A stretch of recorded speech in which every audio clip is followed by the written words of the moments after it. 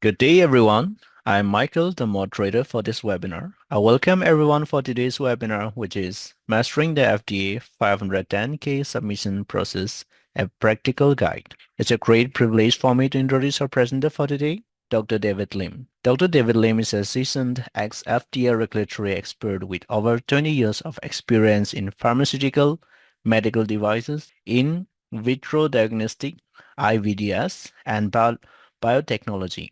I would now like to hand over the floor to the speaker. Over to you, David. Thank you. Hello and greetings. Welcome everyone to our webinar, Mastering the FDA 510K Submission, a Practical Guide. As introduced, I am David Lim, President and Principal of Regulatory Doctor at regulatorydoctor.us, and I am thrilled to have you here today. Let's get started on mastering the 510K submission process together today. So in this session, we will cover 10 key agenda items. We will start by exploring FDA device classification. We will then dive into submission strategies. You will also learn about essential technical file requirements. Additionally, we will discuss critical topics like reprocessing, sterility, biocompatibility, and the importance of cybersecurity compliance in today's digital landscape. Then we will highlight common pitfalls to avoid and share best practices, along with real-world case studies that illustrate successful regulatory strategies. So device classification and regulatory pathways. So there are three-tier system in the US, class 1, 2,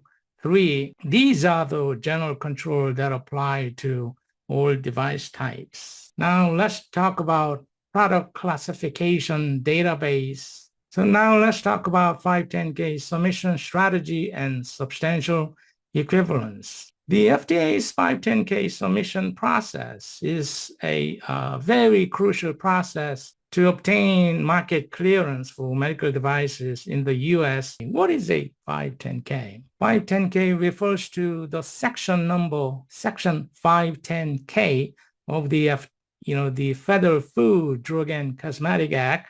It is pre-market notification, PN, one of the major pathways for, to bring a device unless exempted to market. So 510K purpose and role in market clearance. What is substantial equivalence? So what is a predicate device? So now let's look at 510K decision-making flowchart. So there are three types of 510K submissions: traditional 510K, abbreviated 510K, and special 510K. So now let's look at technical file requirement and documentation. In 510K, there are, typically 20 sections: technical description like design specification, material selection, manufacturing process, and then intended use and indication for use. So risk assessment and performance data. Now I'd like to briefly talk about 510K summary format. So labeling requirement, quality system, labelings,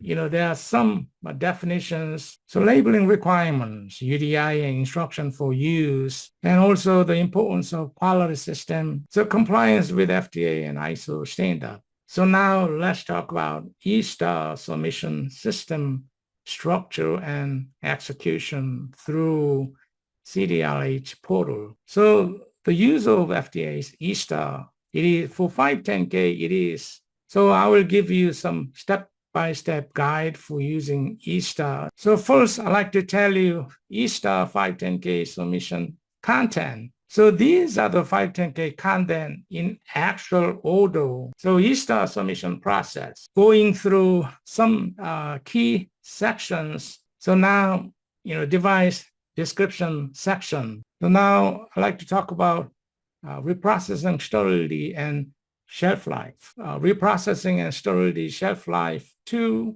regarding the guidance and special control adherence, and then reprocessing sterility shelf life 3 regarding shelf life. So reprocessing sterility shelf life, I like to give you tips for FDA readiness. guidance and special control adherence statement. Regarding, let's move to biocompatibility. Biocompatibility 2, attach biocompatibility report and documentation. Biocompatibility 3, which biocompatibility tests are needed.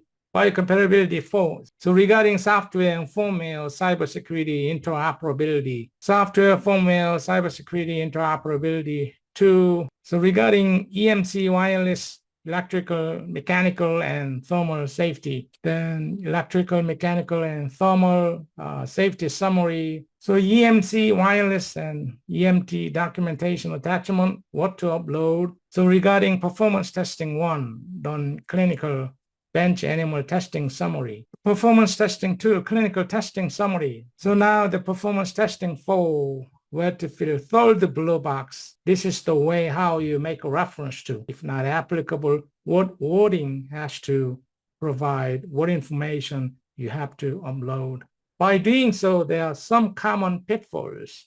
And as part of best practices, common pitfall number 1. Pitfall number 5, poor document naming and version control. So conclusion. This conclusion, if you use it actionably, it can provide real good information, and be prepared for additional information request, and then use a final review checklist internally and verify ISTA completeness before uploading to CDRH portals. So this concludes my presentation. For example, I am providing ISO 13971 risk management and compliance strategy, and then case studies for successful 510K clearance, and then declaration of conformity with recognized consensus standard, and then successful 510K clearance strategy, and then review time, fee, references, and also training program and continual learning. Thank you, David, for the great presentation. Thank you for your participation. I'd like to offer